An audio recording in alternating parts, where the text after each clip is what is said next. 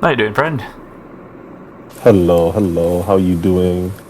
Doing pretty good. I just got off call with Tim earlier, and that was fun. I've done Okay, a couple of these so good stuff.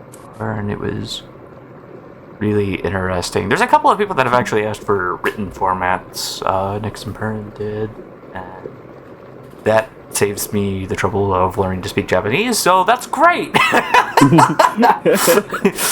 Man, I was getting ready. Quite the time save. I was getting ready to I was trying to write down all the English characters and stuff, and I'm like, oh my god, I'm gonna have to Google Translate in the background, reading this back to me, and it's gonna be awful. Yeah, Oh my gosh. All right, but written form's definitely better for that. for sure. All right, but yeah, I just got 10-ish questions. Some of them are gonna be about the CCC. Some of them are gonna be about HubOS in general. But hopefully it can be a bit quick. I've noticed the written form is a bit longer than me and Tim weren't talking for too long. So hopefully it didn't mess with their time too much. But Okay. if you're ready to get started, I have the questions pulled up. Ready whenever you are. All right. So for our first question, what would you say your number one rule is when you go into chip design? When I go into chip design, number one rule is my number one rule definitely is this fun to use? Not even if not is this fun to play against? Hmm. Is this fun to use? Hmm. That's the first thing. That's fair. I see you And do I guess a lot of personal testing before you release a chip, usually. And then after, I think once you have a core idea, you can, because when the age where you can change anything, you can update stuff. It's not like old games where you have to get it perfect straight away. We can update and change things. So once you have a fun idea, you can work with that and then figure out the rest. You don't really need to have it be perfect straight away because you have the ability to change stuff. Mm-hmm. That seems to be. That'd be about what I'd say on design at least. I think that's a good idea in general. I think a lot of people have been really good about being open to criticism and wanting their chips to still be viable and treasured in the builds that they're used in. But taking care not to make them the problem chip. See, the thing is that I don't mind being the problem chip. Just tell me it's a problem. I know you don't. I'm speaking As in long as I general. know, it's fine. Some people hate the chance of them getting flack for their chips, but it's all in good fun. I wish. I don't know. I'm happy with everyone in some form or another. I hope people don't feel too many negative feelings. But going into the next one, what would you say your favorite and least favorite chips that you've made are? My favorite chip. Bro, there's too many. Hold on. Pull up the list. Everyone struggles with this one. It's kind of amusing. I've seen more people struggle with the least favorite though. I'll say my favorite chip to make would probably be Zephyr because that was my first I think unique idea that I put out where it was an attack that gives your opponent a trap which you can trigger. But that was extremely cool. So that would probably be my favorite chip which I've made. My least favorite chip I've made now. What would be my least favorite? Yeah, I would have said CCC, but I recently nerfed it, so the thing that was causing the issues isn't there anymore. But what was the issue with that chip is that I gave it frostbite when it caused freeze, so you get into many triple freeze situations, and that just wasn't healthy. But it's already been changed, so I can't really say it's my most disliked now. It's probably something else. CCC, is that a new one? I don't remember that off the top. Oh, freeze crash cut. The code crush cut. Yeah. Yeah. That's definitely one of the. It kind of falls into the same situation as Frozen Fist, where if you get all three of them, you can kind of just chain all three of them in a row. It's just. It's not even that. You have so many more options than that. But that's Even true. one of them, you can potentially triple freeze them off of one. I was like, that's too much. Well, that's what I'm saying. Double freeze, sure. Mm-hmm. It was crazy. Oh yeah. What is the next question? The next question is going to be regarding the CCC private format. We've talked about this a lot. How do you feel about folders being private? Do you believe that private formats can exist and be fun, at least in formats with limited chip pool? Or do you think public folders might be more necessary due to hubOS's large chip pool in the future? I think, again, I'm definitely a believer of it being more public, but if people want to have their own tournaments where it's private, a good variety can be fun because you may see different strategies used in private builds because they're more likely to work than in public. But for pure player skill and consistency, I prefer public. All right. So you can show off more with your sequencing, your resource management, how your opponents managing their resources. Just do so much more with public builds than with private, in my opinion. Oh, for sure. You can definitely plan a lot more for... If you know what the opponent's playing, you can plan around what they're going to try to do, and in general, like what kind of combos they might be trying to implement. Versus a private build, more of the fun is kind of trying to figure out what they're playing as you see the chips they're utilizing. And yes, the realization as I was coming up with the tourney was basically like private only works in limited chip pools, but yeah, that's kind of led me to the question of like, how do people feel about private formats? Is it still fun? Is it interesting? And I've gotten a myriad of different answers so far that have been pretty interesting. I'd say it's been fun. As long as it's not like the norm, I'll definitely enjoy a private build tournament. Oh, that's fair. On to the next question. There are many navies from original Battle Network and custom net navies present in hubOS.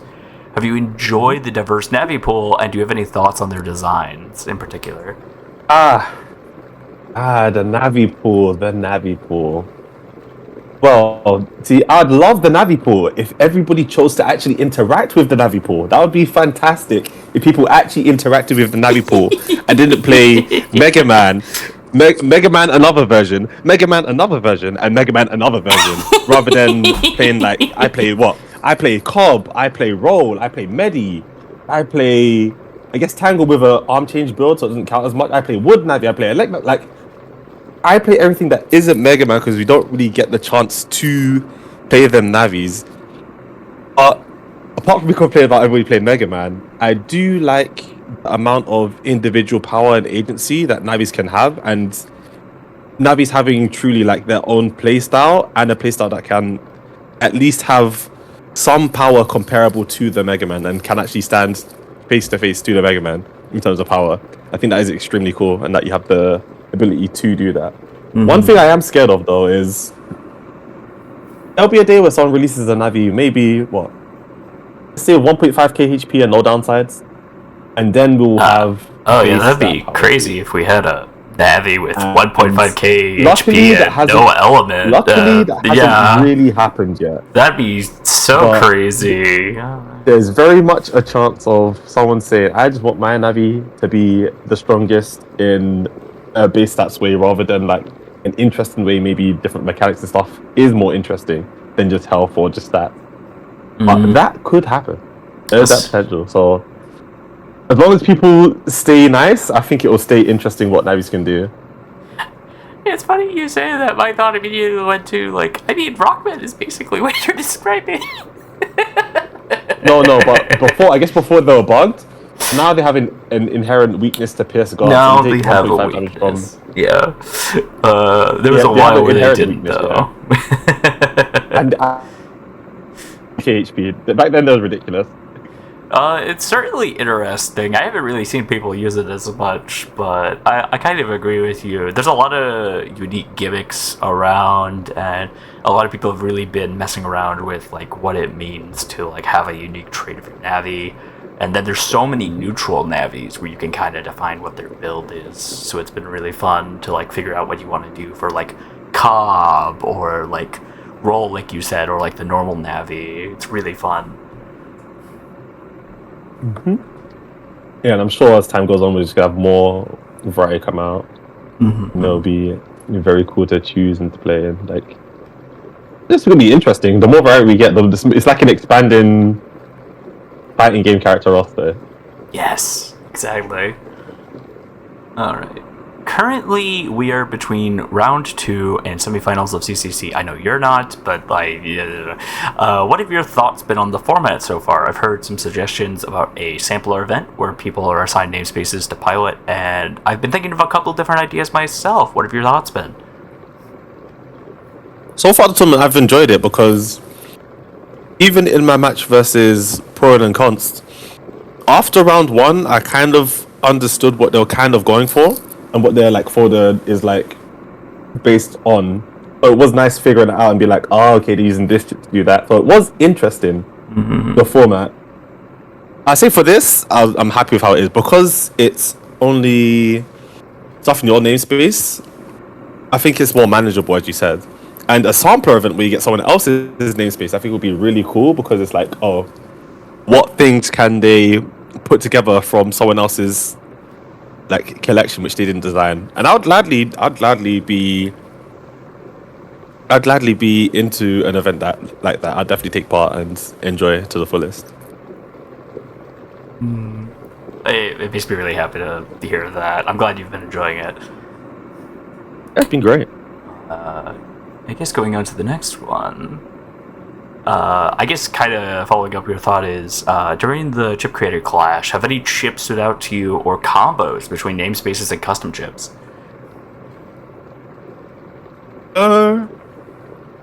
It was interesting during Purin, the game versus Purin. They were using essentially an area lock build, but they were using the Bladier to hold space, but then also a few instances of like freezing. So it's really just interesting trying to maneuver past that, trying to maneuver ahead. But that was their main strategy mostly, and they played Mikami for their strong sword CS and issues, and just flexibility with giving themselves invuln and causing root. They had a really strong build. Oh, Very, for very sure. strong build.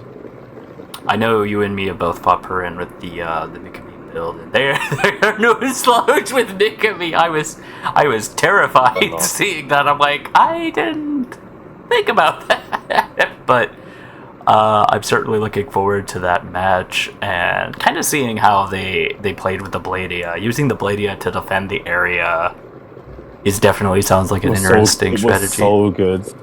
And then you're just stuck in a pick your poison situation where you take the damage or you prolong them and it just makes your situation worse. So it's like you're just really interested how they apply pressure using it. Which I mean to do more and more area control builds. Oh, they can be strong for sure. I think people have oriented away from that because there was there still is, but there's like a period of time where like people joined the game and then they immediately get put into a Gen 2 situation or area lock situation against Django, and they're like, nope, this isn't for me. I don't want to deal with it. I don't want to play it. But this is exactly why I made Terra Shift and why I made it very early into the meta. I appreciate it. I love all of the options that we have for this game. I guess going into the next section, this is going to be... I'm going to talk a little bit... I asked you what your favorite chips are. I'm going to talk a little bit about how I've enjoyed your chips. And then one chip that I just don't like as much. I'm not going to say I don't like it because that's not true. So, messing around with a lot of your chips. I've played with a ton of them. And I know this is a cheap answer. I tried to stay away from the Omega and the RV chips because, like, I feel like I've used a lot of them. But this is still a cheap answer. Upgrader. I love Upgrader so much. Yes. And I literally have cheap answer in my notes. But the ability to have a short program advance that either buffs your chip or gives it a different utility has been so fun. It's been so interesting in a variety of situations, like especially if you plan for specific chip combos in your build. I've made all sorts of upgrader combos, and I've seen a lot of people mess around with the idea of creating their own upgrader builds because it's interesting because like it can apply to anything, and no one's like, oh, I want to just make my own upgrader. They're like, there's no point, let's just use upgrader and we can make the program advance based on that. So that's been really fun to see how it's influenced the design space a lot. And even if like you use the use on it, it already has the use case of being an attack plus 15, which is just nice to have. Yeah, exactly. Even on that regard, I'm very glad nobody else has made another upgrader, because I'm like, there's no point. If someone else made an upgrader, I'd just use theirs if it was the flip side. Because if you have too many chips that does that, then you split, then it makes people not want to run them at all, because now you need this one for this situation and this one for that situation, but they do the same thing rather than just having one, and then it just works for the stuff you need it for. It allows you to have more variety within your one build. You can make that like, I don't know. I feel like it's a lot better to just have one. I remember the mention of the dark upgrader. But I was just thinking about that. just use the normal upgrader with a dark chip to make it like something slightly stronger. That's true. You could put like hole in the program advance list, and like that'll turn into a dark chip. Hole becomes the upgrader. Yeah. Like, well, it doesn't become upgrader, but like you use upgrader and hole as part of the program advance or something like that. Oh yeah. Exactly. See, you already have the idea for it. Like, if you want to make a dark upgrader, you just use the whole chip, because that it basically fills a similar niche. Yeah, it seems like program advances have kind of halted for the moment. Like, not to get too off tangent, but it's very interesting the number of program advances that are in the game and how usable they are. This like the fun thing about upgrader I've also found is they're usable. You can use program advances without feeling like it goes against your folder too much. No one's really like had to go like, oh, they each need to be in their own code to be like a program advance or something like that. Like everyone's just been like, it's either start code or it's like all in the same letter. Like, no need to worry about it. Yeah. I think those program advances are the best because it actually allows you to play around them rather than it be the one thing you take in a turn in your coin flipping, whether it works or not. I think also, okay, this is gonna be my last thought before I move on to the next one. There hasn't been too many chips where you kind of have that situation where you could put them in different codes in order to establish the program advance. Like with the Duoform is a great example of this, because like all the Duo chips are probably going to be in the same code. Maybe at some point in the future, like they could be in different codes if Duoform is like wants to be as powerful as it was. I think it's received some nerfs since then, but like there's definitely so many things you could do. There's so many fun program advances in hubOS right now. Onto the chip, I like. Even I was gonna say, even I need to use the program advances more. I'm not gonna lie, I've been neglecting even my own ones. The chip I like the least. I kind of struggled with this one. I looked over your list like 9 or 10 times, but I guess the chip that kind of stood out to me was LD Kettle. Every time I fought you, it always popped in the air. Well, it didn't always pop in the air, but sometimes it popped in the air, and I was like, yeah! And it created a lot of interesting situations. It was fun finding all the bugs of it with you, and like constantly getting confused of like, wait, is that the holy kettle? It's not!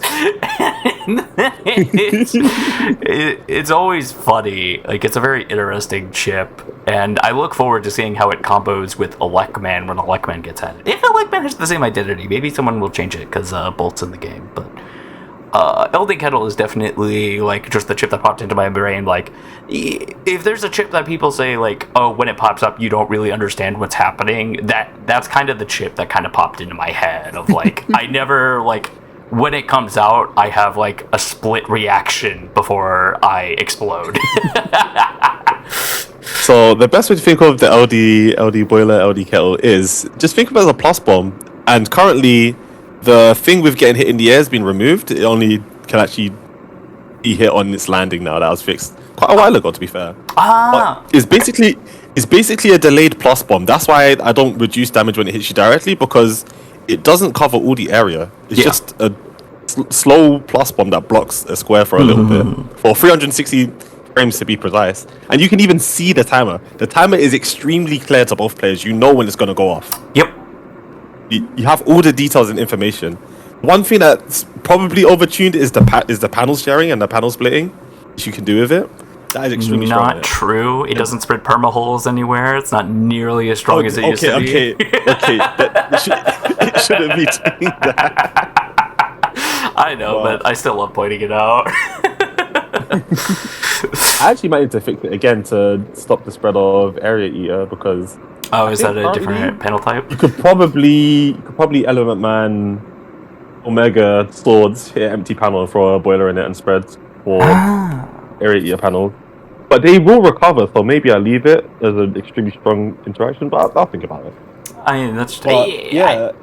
I think Sorry, finish your thought.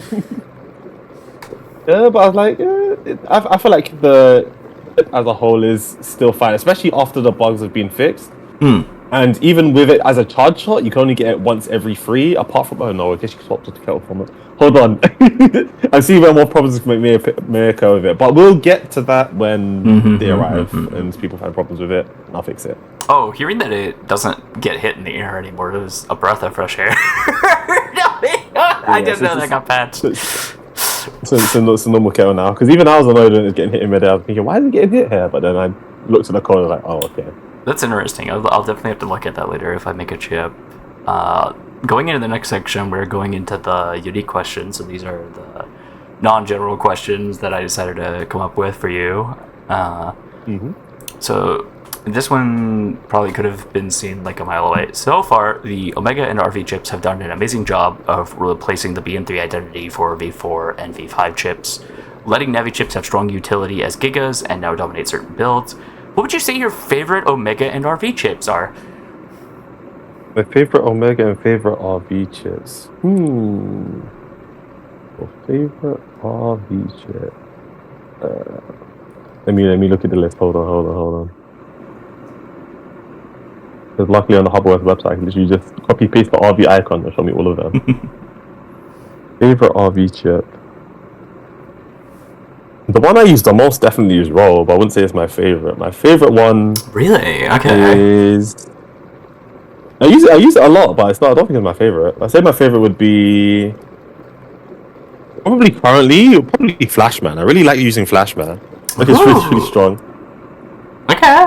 Flashman RV being like really nice. It's like patches up builds where I don't need Judgment for the banish, but I just need the area and just a potential debuff or removing flashing from the opponent if they don't have shields. Being really nice. Yeah. And for Omega chips, it's probably been. Let me look at the list again. For Omega, probably been either Laserman or Roll Omega's too good. Why are you thinking of nerfing Roll Omega again? No. It's fine as it is. I feel like it's in the right spot now. Yeah, people haven't been playing it as much. So yeah, for Omega and RV, those are my picks for sure. Oh, what was the Omega? Omega was Roll and RV was Flashman. Okay, that's fair. I like Roll Omega too. The fact that it combos with Ring as well is a very interesting Navi interaction we didn't have before hubOS.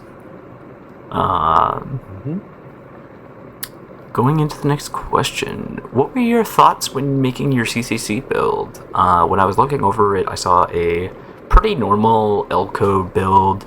utilizing some of the fast chips like Torm Shadow. Not really utilizing uninstall, but I noticed a Ucode chip utilization with Auravari and Barrier 200.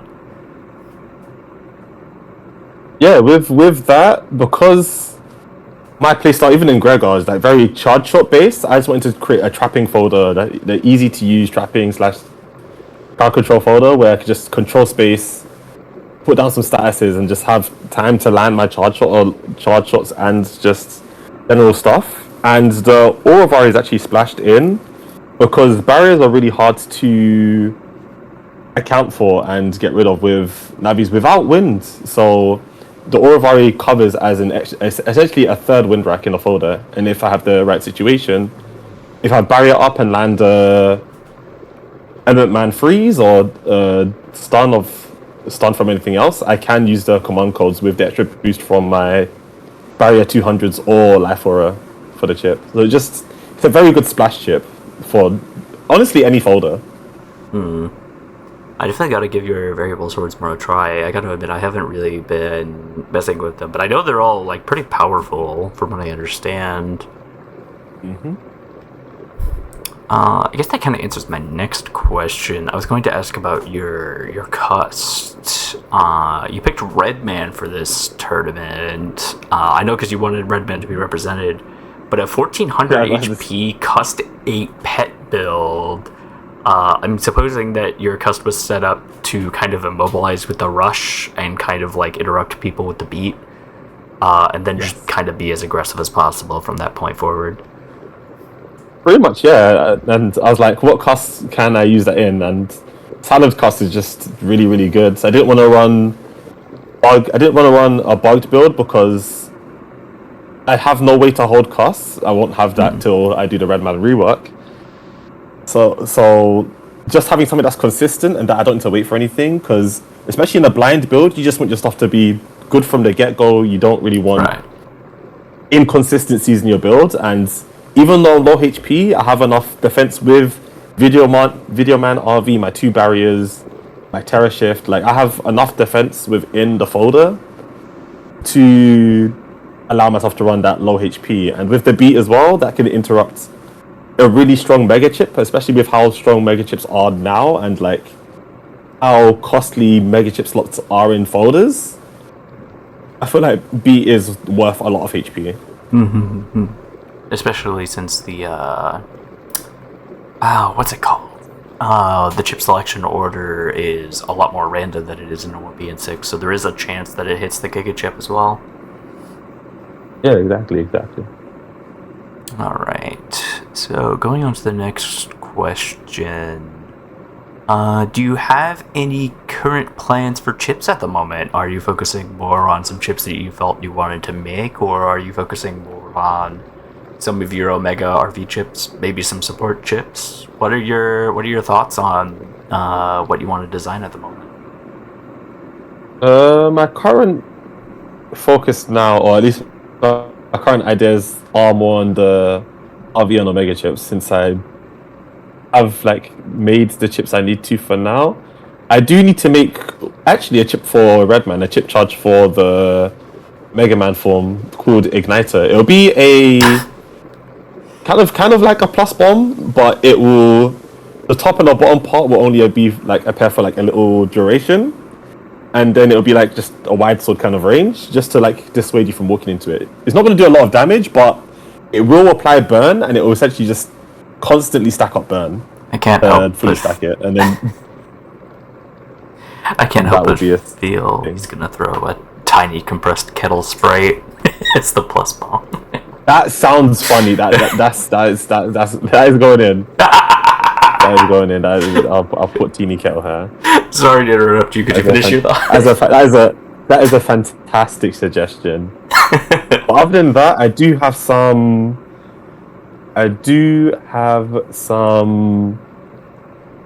more League of Legends chips to do. Have one for Janna.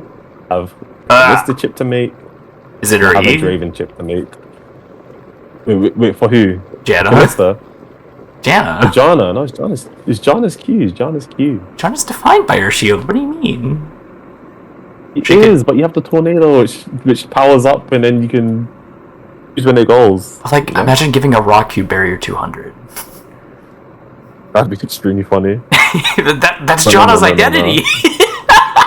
No. Even though she is an enchanter, she has big. And the object can do more damage when it has the barrier on it. Never mind, that'd be insane to code. We're going big tornado, and that probably isn't as bad as it seems, but it's just big tornado. The delayed tornado. And lastly, the Medi rework. I'm pretty sure it's done. I just need people to vote on it. Ooh. That should be out hopefully soonish. I did see some people say that the different build directions could be kind of confusing. I'm not sure how you feel about it, to be honest. I like that it can change directions, because if it was the normal shape, then it would be too predictable and basically no one would ever run into it. And also, it is all within your control. For the most part, people are probably going to get the vertical or horizontal ones. You have to literally opt in to the diagonal ones. Right. So it's going to be somewhat difficult to mess up unless you really don't read it. Well, I mean, I still have more time to smooth it out, so I'll figure it out. Okay. Well, I look forward to it. I can't wait. I know there's some concrete chips released earlier today. I gotta catch up. It's been a minute. So I guess going into the next question. Do you have any questions for me? After this, we have one more question before we finish up. Any questions for you? Not currently, but I might think of one by the time we do the next one. Okay. So, if another chip creator clash was held, would you be interested in participating? Well, absolutely. I'd be definitely part of that. I'll run it back. I'll be champion of the second one as well as this one, you know. Well, hold on now. You're not done yet. I would not be surprised if Perrin or Sable won their way back and made you struggle. I could see it. I could see it. No, Tim's doing a lot better than they thought they would as well. Like, everyone seems to be having a great time. I can't wait to see it. Although I haven't heard from Sable, it's kind of concerning. But everyone seems to be having fun. Yeah, they're probably just busy. That's why the times are set up what it is. But no, I'm glad to hear that the next Chip Creator Clash probably wouldn't be soon. It would probably be a different kind of event. Kind of based on some of the ideas that were thrown around, but okay. I guess since you've had a little bit, do you have any of your own questions or anything? For the next Chip Creator Clash, if it is done, would it be the same BN space? Would it still be BN6? Would we add augments into the mix? Would we swap? Would we swap namespaces with somebody else just randomly? What would be the focus of it, or would it be more of a you showing off your stuff thing again? Ideally, the Chip Creator Clash itself will be the same. Switch drives might be mixed into it to make it more interesting, or people might be incentivized to bring their own navies into it and do those, but I feel that might restrict their chip pool by a lot more than if they were given free reign. I think in the terms of a sampler or other event, I definitely want to mess with those in the meanwhile, but ideally the Chip Creator Clash is kept the same. Maybe we allow Switch drives, throw some NCPs in the mix that are custom made, and kind of see how crazy the format can get without getting too out of control, while still demonstrating what people want to show off their chips for. Okay. Sounds good. All right, but that is everything. Thank you for your time. Thank you for participating in the CCC, and I hope the rest of your matches go great and you have a good time.